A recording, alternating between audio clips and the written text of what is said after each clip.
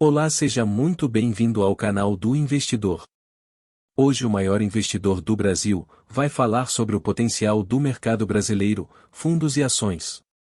Desde já peço a você para curtir e se inscrever no canal.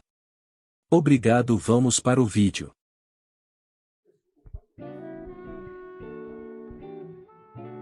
Não através dos fundos, certo? A grande realidade é essa.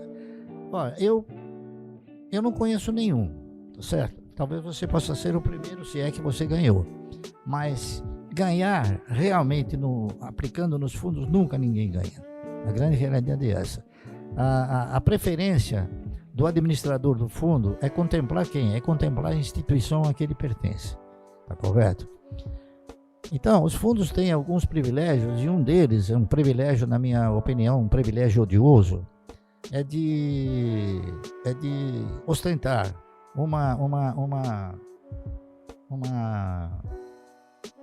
uma independência, tá certo? Tributária, no seguinte sentido. Vamos supor, você é uma pessoa física, né? Você adquire uma ação e compra essa ação e ganha um determinado valor. Esse valor, ele é tributado com 15%, tá correto?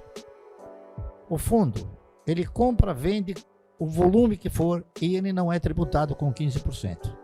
Então, eu já direcionei inúmeras questões às autoridades dizendo o seguinte: o governo, ele tributa a produção, tributa o consumo e não tributa a especulação. Tá entendendo? Então, quer dizer, eu acho que o governo poderia tirar partidos excelentes se fizesse isso. E veja bem, o fundo ele é isento, ele não paga esse tributo. Então, por que essa discriminação contra a pessoa física? É mais uma razão para vamos supor, privilegiar, tá certo? A especulação desenfreada. E olha, eu vou falar uma coisa para você. Os fundos tiveram algum em determinado momento, por exemplo, depois de 2008, quando teve uma derrocada firme através do subprime, né?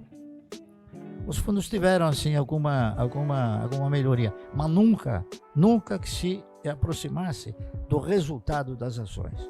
Sempre foram resultados extremamente insignificantes.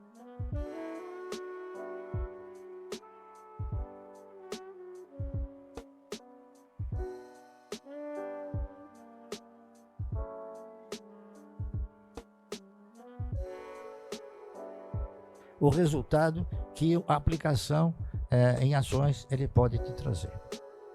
Ok? Tem um Além disso, nós temos o seguinte, né? O administrador do fundo, aquele que gera o fundo, ele pensa dependendo da quantidade de cotistas, ele pensa por 5 mil, 8 mil, 9 mil, né? Entendeu? Então é uma pressão inadequada para o mercado. O mercado precisaria ter o quê? Precisaria ter um elenco e um universo de aplicadores individuais que evitasse essa pressão, porque essa pressão ela gera o quê? Ela gera uma composição de preços, que ele não é a realidade, você está entendendo? Fica manipulado. Então, nós temos alguns preços que em determinados momentos ele sofre essa manipulação. E é exatamente em função dessa manipulação que acaba nos proporcionando o quê? A possibilidade de comprar bem. Porque eu gostaria inclusive de dizer o seguinte: a definição universal de mercado de ações é que o mercado de ações é um mercado de risco.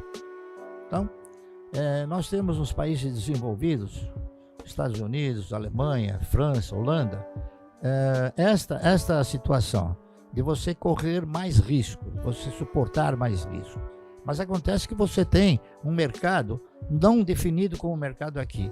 Lá você tem a participação do aplicador individual fazendo uma retaguarda muito forte na defesa das cotações.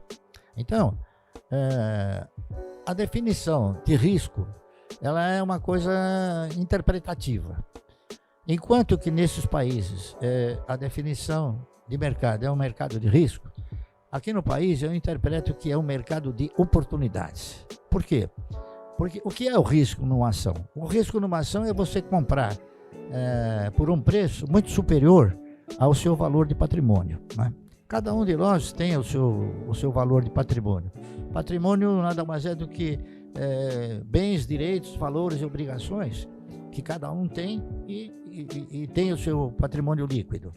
Nas ações, esse patrimônio líquido ele é representado por um capital e esse capital ele é dividido numa quantidade de ações. Então você tem um valor patrimonial de uma ação, ela é uma referência. Então se você tem um valor patrimonial de uma ação 1 e você paga 50 centavos, você não tem risco. Tá certo? Porque você está comprando um patrimônio subavaliado. Tá correto?